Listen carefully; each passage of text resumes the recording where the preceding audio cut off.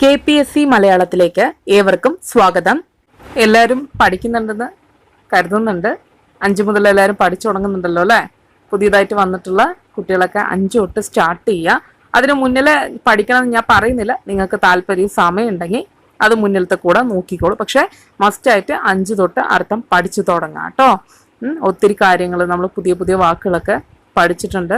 Maximum ഞാൻ analyse ചെയ്താണ് ഒരുപാട് പദങ്ങൾ കണ്ടെത്തിയിട്ടുള്ളത്. പിന്നെ ഒന്നും മിസ്റ്റേക്ക് വരാൻ സാധ്യതയില്ല. എന്താ വെച്ച് കഴിഞ്ഞാൽ നമ്മൾ അടിസ്ഥാന നിഘണ്ടുവായ ശബ്ദ താരാവലിയിൽ നിന്ന് തന്നെയാണ് അർത്ഥങ്ങളും പദങ്ങളും ഒക്കെ കണ്ടെത്തിയിട്ടുള്ളത്. അത് കാരണം കൊണ്ട് ഒന്നും തെറ്റില്ല. ഓക്കെ, ശരി, നമുക്ക് സമയം കളയാതെ ക്ലാസ്സിലേക്ക് അടക്കാം. പിന്നെ ഞാൻ ക്വസ്റ്റ്യൻ വായിക്കുന്ന സമയത്ത് തന്നെ നിങ്ങൾ ഓപ്ഷൻസ് ഒന്ന് പിക്ക് ചെയ്യാൻ ശ്രമിക്കുക. ശരി ഉത്തരം ഏതാണെന്നൊന്ന് ഗസ് ചെയ്യൂ. തെറ്റിയാലും കുഴപ്പമൊന്നുമില്ല കേട്ടോ. ഒന്ന് ഗസ് ചെയ്ത് പഠിക്കൂ. ഓക്കെ, ശരി, നമുക്ക് ക്ലാസ്സിലേക്ക് അടക്കാം. രാത്രി എന്നർത്ഥം വരാത്ത പദം ഏത്? ഓപ്ഷൻ എ നീരോളം, ബി വാശുര, സി ശർവരി, ഡി ത്രിയാമ. ഏതാണ് വരാത്ത പദം? ഒന്ന് ഗസ് ചെയ്യൂ. ശരി, നമുക്ക് ഉത്തരത്തിലേക്ക് അടക്കാം. ഓപ്ഷൻ എ നീരോളമാണ് തെറ്റായ പദം. നീരോളം എന്നാൽ വെള്ളത്തിലെ ഓളങ്ങൾ എന്നാണ് അർത്ഥം കേട്ടോ. അത് ഒരുമിച്ച് അങ്ങോട്ട് പറഞ്ഞിരിക്കണമെന്നേ ഉള്ളൂ. നീരെന്ന് പറഞ്ഞാൽ അറിയില്ലേ, വെള്ളമാണ് എന്നുള്ളത്, ജലമാണ് എന്നുള്ളത്. ഓളം പറഞ്ഞാൽ എന്താണ്? ഓളങ്ങൾ അല്ലേ? തിരമാല അല്ലേ? അതാണ് നീരോളം. ഒറ്റ വാക്കായിട്ട് അതിനെ ചുരുക്കിയിരിക്കുകയാണ്. പിന്നെ അതേപോലെ ത്രിയാമ എന്ന് പറഞ്ഞു കഴിഞ്ഞാൽ 3 യാമങ്ങളോട് കൂടിയ എന്നുള്ള അർത്ഥമാണ്. 3 യാമങ്ങൾ കൂടി ചേർന്നതാണ് രാത്രി എന്നാണ് പറയുന്നത്. ഓക്കെ, നമുക്ക് അടുത്ത ചോദ്യത്തിലേക്ക് അടക്കാം. രാത്രി എന്നർത്ഥം വരാത്ത പദം ഏതാണ്? ഓപ്ഷൻ എ ക്ഷണത, ബി തമസ്വിനി, സി നിശീദിനി, ഡി പണ്ഡികശാല. ഏതാണ് വരാത്ത പദം? ശരി, നമുക്ക് ഉത്തരത്തിലേക്ക് അടക്കാം. ഓപ്ഷൻ ഡി പണ്ഡികശാലയാണ് തെറ്റായ പദം. ഇത് നിങ്ങൾക്ക് അറിയാം അല്ലേ? കാണുമ്പോൾ തന്നെ ഉത്തരം ഗസ് ചെയ്യാൻ പറ്റുണ്ടല്ലോ. എന്താണ് പണ്ഡികശാല എന്നാൽ അർത്ഥം? ചരക്കുകൾ ശേഖരിച്ചു വെക്കുന്ന സ്ഥലത്തിനെയാണ് പണ്ഡികശാല എന്ന് പറയാം കേട്ടോ. അടുത്ത ചോദ്യത്തിലേക്ക് അടക്കാം. രാത്രി തന്നെയാണ് അർത്ഥം വരാത്ത പദം ഏതാണ്? ഓപ്ഷൻ എ യാമിനി, ബി രജനി, സി അളത്തം, ഡി വിഭാവരി. ഏതാണ് വരാത്ത പദം? കിട്ടിയോ? ശരി, നമുക്ക് ഉത്തരത്തിലേക്ക് അടക്കാം. ഓപ്ഷൻ സി അളത്തമാണ് തെറ്റായ പദം. അളത്തം എന്ന് പറഞ്ഞാൽ അളക്കൽ എന്നാണ് കേട്ടോ അർത്ഥം.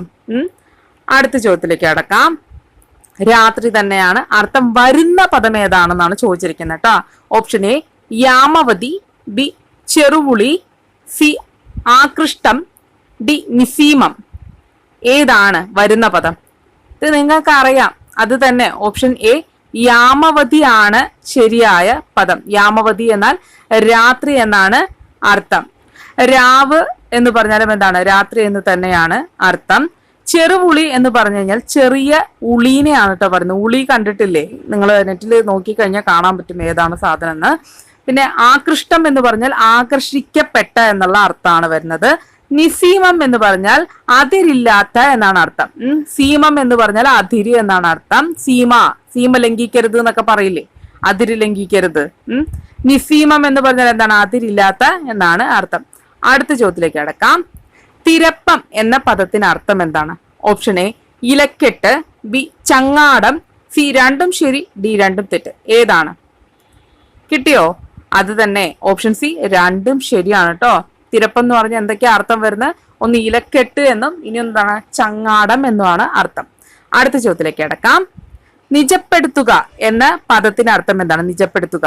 ഓപ്ഷൻ എ ശരിയാക്കുക, ബി നിശ്ചയിക്കുക, സി രണ്ടും ശരി, ഡി രണ്ടും തെറ്റ്. ഏതാണ്?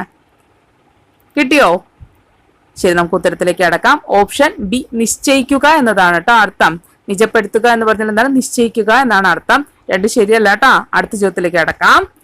ഭാഗധേയം എന്നർത്ഥം വരുന്ന പദം ഏതാണ്? ഓപ്ഷൻ എ ഭാഗ്യം, ബി ജന്മാന്തര കർമ്മം, സി രണ്ടും ശരി, ഡി രണ്ടും തെറ്റ്. ഏതാണ്? കിട്ടിയോ? അത് തന്നെ ഓപ്ഷൻ സി രണ്ടും ശരിയാണ് കേട്ടോ. ഭാഗ്യം എന്ന അർത്ഥമുണ്ട്, ജന്മാന്തര കർമ്മം എന്നൊരു അർത്ഥം കൂടെ ഉണ്ട്. ശരി, നമുക്ക് അടുത്ത ചോദ്യത്തിലേക്ക് അടക്കാം. 3 കാലങ്ങൾ എന്നർത്ഥം വരുന്ന പദം ഏതാണ്? ഓപ്ഷൻ എ ത്രികാലങ്ങൾ, ബി ത്രികാലങ്ങൾ, സി രണ്ടും ശരി, ഡി രണ്ടും തെറ്റ്. ഏതാണ് വരുന്ന പദം? കിട്ടിയോ? ശരി, നമുക്ക് ഉത്തരത്തിലേക്ക് അടക്കാം. ഓപ്ഷൻ എ ത്രികാലങ്ങളാണ് ശരിയായ പദം. അല്ല കേട്ടോ, 3 ആണേ. അതൊന്ന് ശ്രദ്ധിച്ച് പഠിച്ചു വെക്കണേ. അടുത്ത ചോദ്യത്തിലേക്ക് അടക്കാം. പ്രചോദനം എന്നർത്ഥം വരുന്ന പദം ഏതാണ്? ഓപ്ഷൻ എ ത്രസിക്കുക, ബി പ്രേരണ, സി പരിണാമം, ഡി പരിമാണം. ഏതാണ് വരുന്ന പദം? കിട്ടിയോ? അത് തന്നെ ഓപ്ഷൻ ബി പ്രേരണയാണ് ശരിയായ പദം. പ്രചോദനം എന്ന് പറഞ്ഞാൽ എന്താണ്? പ്രേരണയാണ്. എന്തെങ്കിലും ഒരു കാര്യം ചെയ്യാൻ ഒരു പ്രചോദനം കിട്ടുക എന്ന് പറയില്ലേ, ഒരു പ്രേരണ കിട്ടുക. അപ്പൊ PSC ഒന്ന് പഠിക്കുന്നതൊക്കെ ഒന്ന് നിർത്തണം എന്ന് തോന്നുന്ന സമയത്ത് വീണ്ടും പഠിക്കണം എന്നൊരു പ്രചോദനം എവിടെ നിന്ന് കിട്ടും? മോട്ടിവേഷൻ ക്ലാസ് ഒക്കെ കാണുമ്പോൾ കിട്ടും അല്ലേ? അതാണ് ഉദ്ദേശിക്കുന്നത്. ത്രസിക്കുക എന്ന് പറഞ്ഞ എന്താണ്? ഭയപ്പെടുക എന്നുള്ള അർത്ഥമാണ്. പരിണാമം എന്ന് പറഞ്ഞാൽ മാറ്റം എന്നും പരിമാണം എന്ന് പറഞ്ഞാൽ അളവ് എന്നുമാണ് അർത്ഥം. അത് മാറിപ്പോകാതെ പഠിച്ചു വെക്കണേ. അടുത്ത ചോദ്യത്തിലേക്ക് കടക്കാം. ആവിഷ്കാരം എന്നർത്ഥം വരുന്ന പദം ഏതാണ്? ഓപ്ഷൻ എ വെളിപ്പെടുത്തൽ, ബി പ്രകാശിപ്പിക്കൽ, സി രണ്ടും ശരി, ഡി രണ്ടും തെറ്റ്. ഏതാണ് വരുന്ന പദം? കിട്ടിയോ? അത് തന്നെ ഓപ്ഷൻ സി രണ്ടും ശരിയാണ് കേട്ടാ. ആവിഷ്കാരം എന്ന് പറഞ്ഞാൽ എന്താണ്? വെളിപ്പെടുത്തൽ, അതേപോലെ പ്രകാശിപ്പിക്കൽ എന്നാണ് അർത്ഥം. അടുത്ത ചോദ്യത്തിലേക്ക് കടക്കാം. സമാഹരിക്കുക എന്നർത്ഥം വരുന്ന പദം ഏതാണ്? ഓപ്ഷൻ എ കൂടിച്ചേർക്കുക, ബി ധ്യാനലീനൻ, സി രണ്ടും ശരി, ഡി രണ്ടും തെറ്റ്. ഏതാണ് വരുന്ന പദം? കിട്ടിയോ? അത് തന്നെ ഓപ്ഷൻ എ കൂടിച്ചേർക്കുകയാണ് എന്ത്? സമാഹരിക്കുക എന്ന് പറയുന്നത്. ധ്യാനലീനൻ എന്ന് പറഞ്ഞാൽ ഒരേ ചിന്തയിൽ മാത്രം മുഴുകിയിരിക്കുന്നവനെയാണ് എന്തെന്ന് പറയാ? ധ്യാനലീനൻ എന്ന് പറയുക. അടുത്ത ചോദ്യത്തിലേക്ക് കടക്കാം.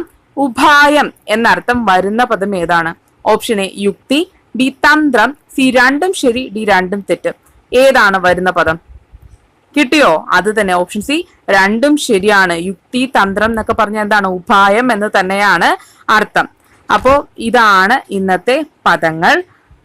ഇതില് ഒരു സന്തോഷകരമായൊരു വാർത്ത കൂടെ ഉണ്ട്. എന്താന്ന് വെച്ച് കഴിഞ്ഞാൽ നമ്മുടെ 6th സ്റ്റാൻഡേർഡ് ഇന്നത്തോടെ അവസാനിക്കുകയാണ്. 6th സ്റ്റാൻഡേർഡ് കംപ്ലീറ്റ് ആയിട്ട് നമ്മൾ കവർ ചെയ്തു. ഇനി അടുത്ത ക്ലാസ് മുതൽ 7th സ്റ്റാൻഡേർഡ് സ്റ്റാർട്ട് ചെയ്യാണ്. നിങ്ങൾ നിർബന്ധമായിട്ടും ഈ ക്ലാസ് ഒരു 2 or 3 ആവർത്തി കാണുക.